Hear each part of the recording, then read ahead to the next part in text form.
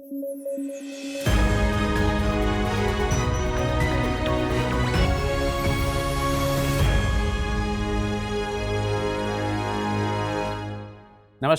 News at 9 programme में आपका स्वागत है। मैं हूं वीरत दुबे। आइए नजर डालते हैं आज की हेडलाइंस पर। डेफिशिएंसी ऑफ सर्विसेज के लिए एडवोकेट्स उत्तरदायी नहीं, सुप्रीम कोर्ट का फैसला। एडवोकेट्स की बाकी प्रोफेशन से तुलना नहीं। भारत और ईरान के बीच 10 सालों के लिए हुआ समझौता, रणनीतिक तौर पर अहम है चाबहार बंदरगाह। 2003 में हुई थी वार्ता शुरू। और LTTE पर सरकार ने प्रतिबंध बढ़ाया, तमिल इलम की अवधारणा से देश को खतरा। UAPA के तहत है प्रतिबंध।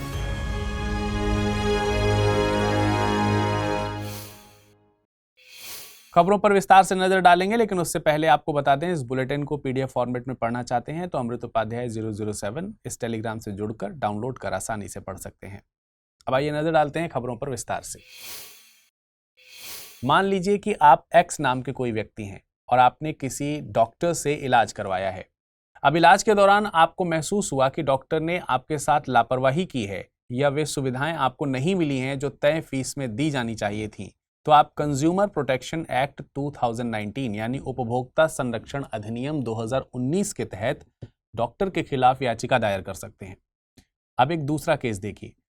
आपने किसी मामले में एक एडवोकेट यानी अधिवक्ता की मदद ली। अब आपको लग रहा है कि एडवोकेट ने केस को मुस्तैदी के साथ नहीं लड़ा, या आप एडवोकेट को जितना काबिल समझ रहे थे वे केस के दौरान उस स्तर की काबिलियत नहीं दिखा सके। क्या अब आप एडवोकेट के खिलाफ कंज्यूमर प्रोटेक्शन एक्ट 2019 के तहत याचिका दायर कर सकते हैं? बिल्कुल नहीं। एडवोकेट को इस एक्ट के तहत लॉयबल या उत्तरदायी नहीं ठहराया जा सकता, और ये बात सुप्रीम कोर्ट ने अपने हालिया फैसले में कही है। दरअसल मामला था national consumer disputes redressal commission यानी NCDRC यानी राष्ट्रीय उपभोक्ता विवाद निवारण आयोग द्वारा साल 2007 में दिए गए एक फैसले का। इस फैसले में NCDRC ने कहा था कि एडवोकेट्स और उनकी सेवाएं उपभोक्ता संरक्षण अधिनियम 1986 के दायरे में आते हैं। इस फैसले को bar council of India, Delhi high court bar association और बार ऑफ इंडियन लॉयर्स ने कोर्ट में चुनौती दी थी।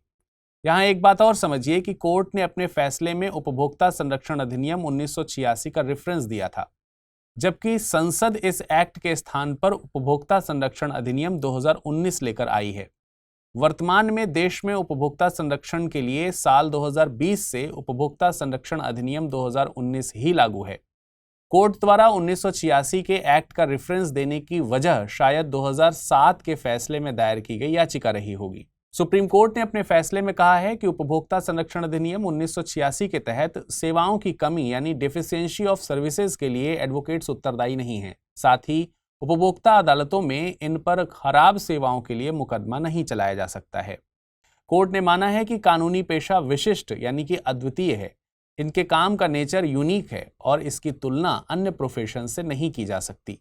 कोर्ट ने साफ किया है कि एडवोकेट्स और क्लाइंट्स के बीच सेवाओं के लिए एक कॉन्ट्रैक्ट होता है जो कि पर्सनल सर्विस के लिए होता है। इसलिए ये उपभोक्ता संरक्षण अधिनियम के तहत दी गई सर्विसेज यानी सेवाओं की परिभाषा के तहत नहीं आ सकते हैं। आपको बता दें कि भारत में कंज्यूमर यानी उपभोक्ता के अधिकारों को संरक्षित करने के लिए कंज्यूमर प्रोटेक्शन एक्ट 2019 20 जुलाई 2020 से लागू है। यहाँ पर उपभोक्ता से मतलब है कि किसी ऐसे व्यक्ति से जो वस्तुओं या सेवाओं को खरीदता है, फिर भले ही ये पेमेंट आंशिक तौर पर की गई हो या पेमेंट का वादा किया गया हो। साथ ही ये खरीदारी किसी भी जरिए से मसलन ऑनलाइन या ऑफलाइन या टेली शॉपिंग या मल्टी मार्केटिंग से की जा सकती है।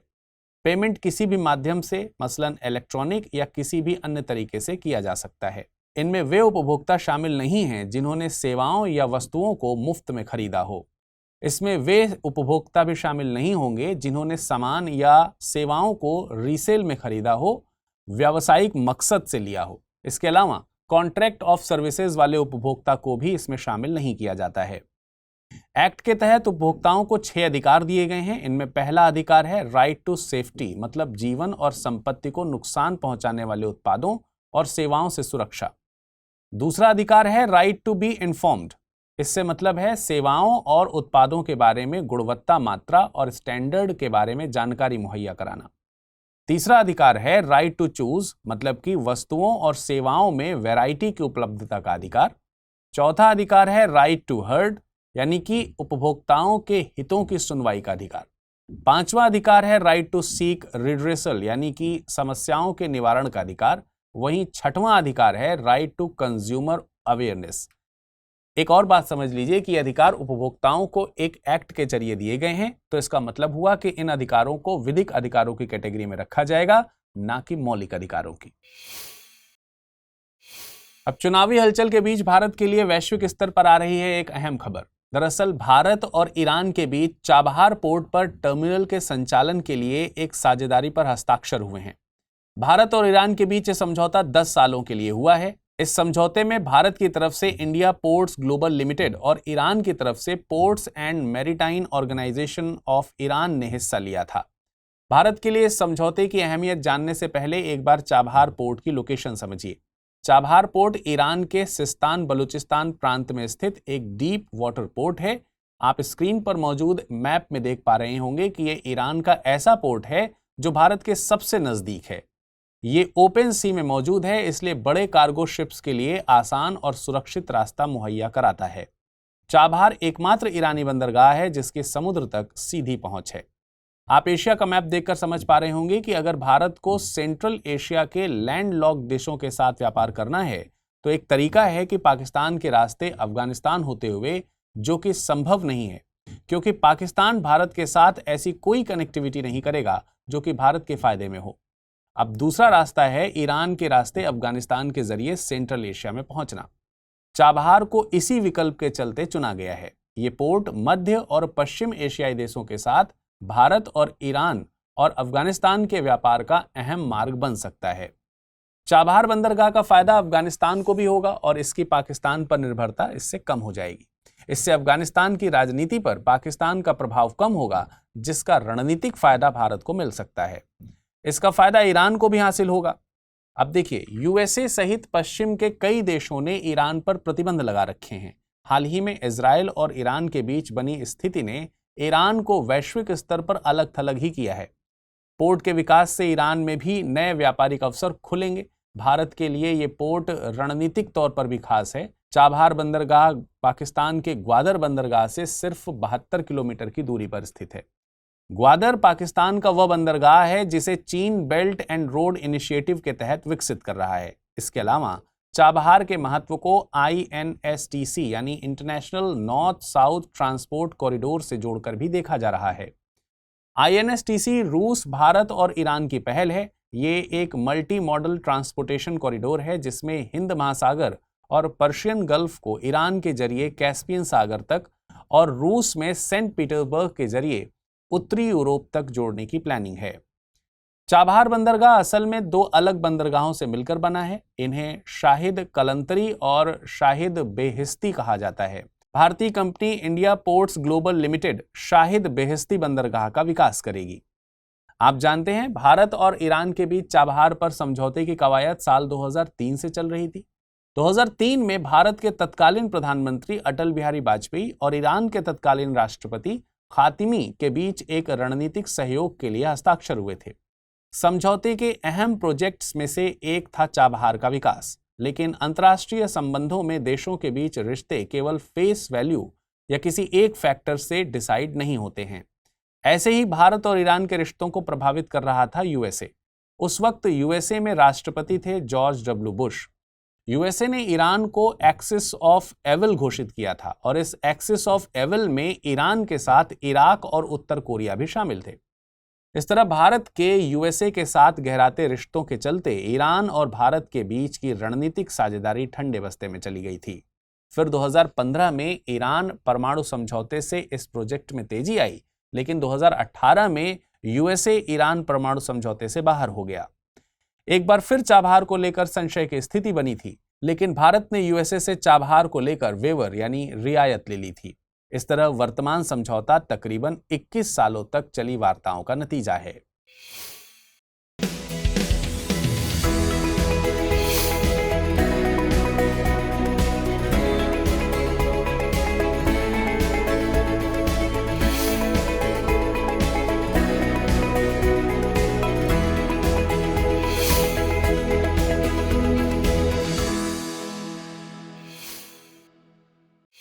केंद्र सरकार ने LTT यानी लिट्टे यानी लिबरेशन टाइगर्स ऑफ तमिल इलम पर लगे प्रतिबंध को 5 सालों के लिए बढ़ा दिया है।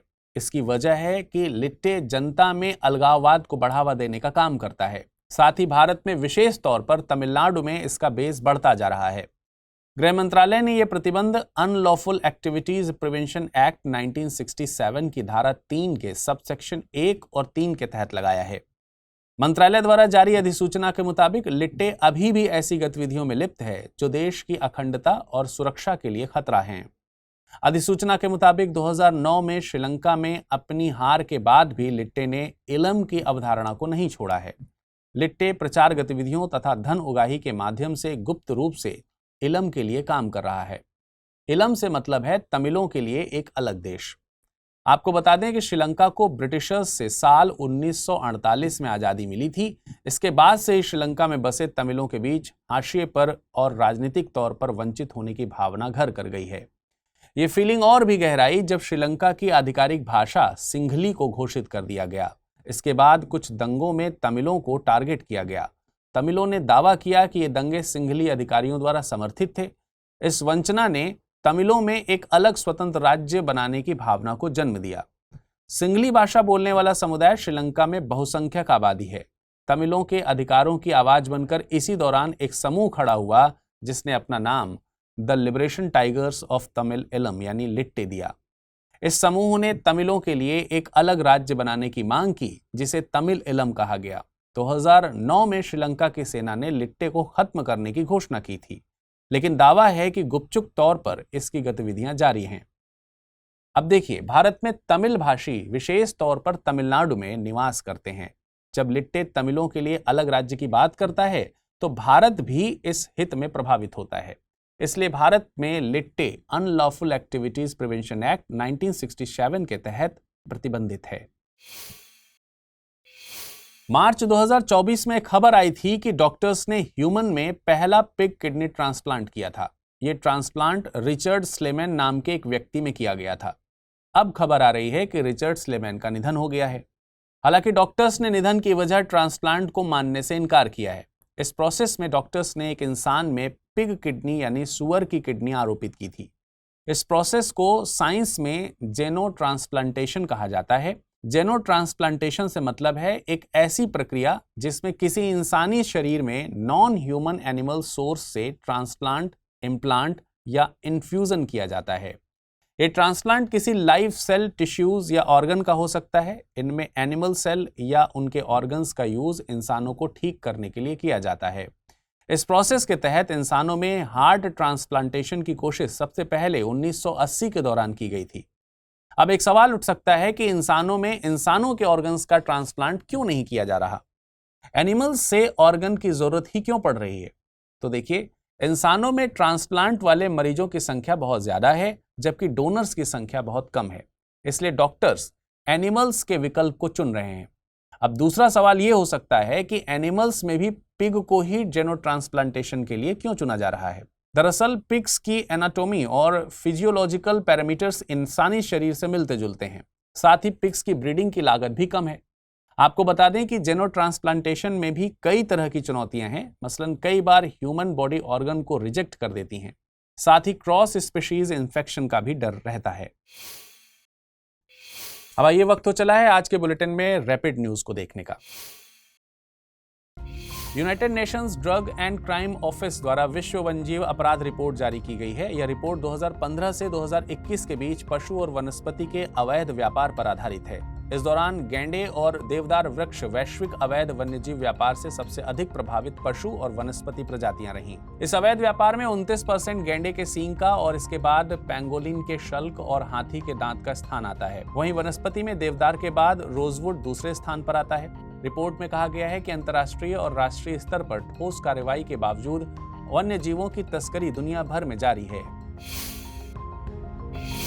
रामचरितमानस, पंचतंत्र और सहृदय लोक लोकन को यूनेस्को के memory of the world Asia Pacific regional register में शामिल किया गया है। यह निर्णय एशिया पैसिफिक के लिए विश्व स्मृति समिति की 10वीं बैठक में लिया गया। इंदिरा गांधी राष्ट्रीय कला केंद्र ने इस ऐतिहासिक उपलब्धि को हासिल करने में महत्वपूर्ण भूमिका निभाई तथा यह उपलब्धि भारत की सांस्कृतिक विरासत को संरक्षित करने और बढ़ावा देने में मदद करेगी। यदि हम memory of the world Asia Pacific regional register की बात करें तो इसकी स्थापना 1998 में की गई थी और यह यूनेस्को के वैश्विक मेमोरी ऑफ द वर्ल्ड कार्यक्रम के लिए क्षेत्रीय मंच के रूप में काम करता है।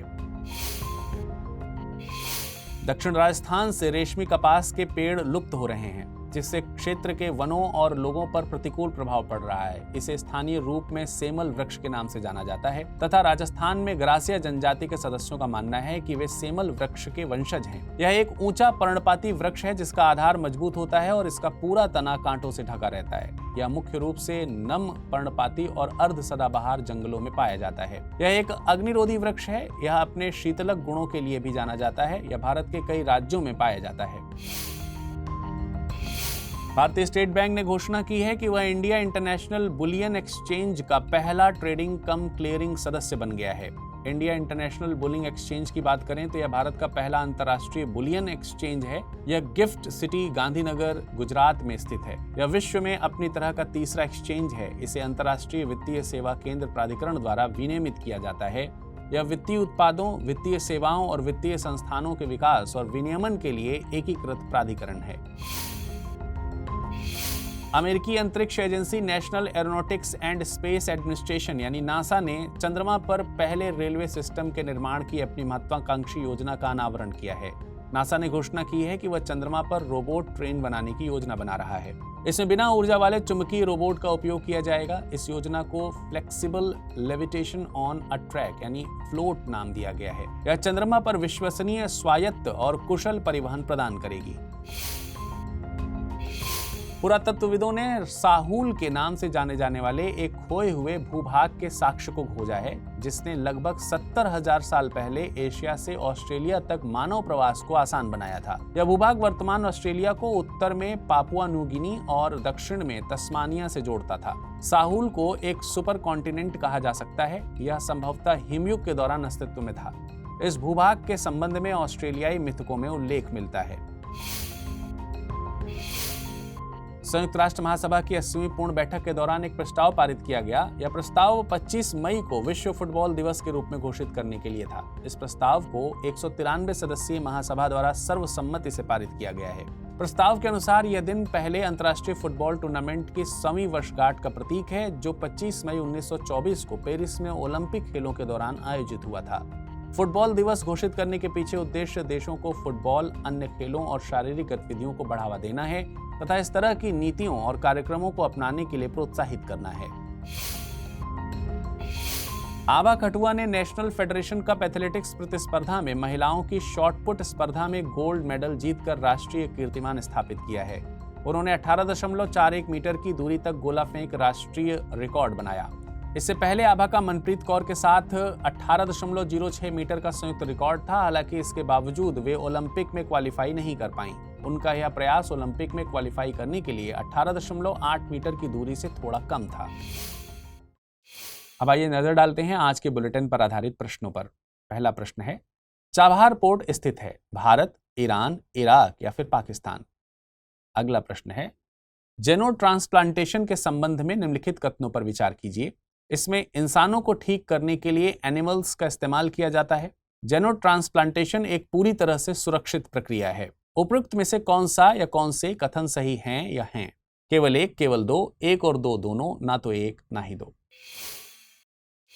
अब आइए जान लेते हैं पिछले बुलेटिन में क्या प्रश्न पूछे गए थे और उनके क्या हैं सही उत्तर।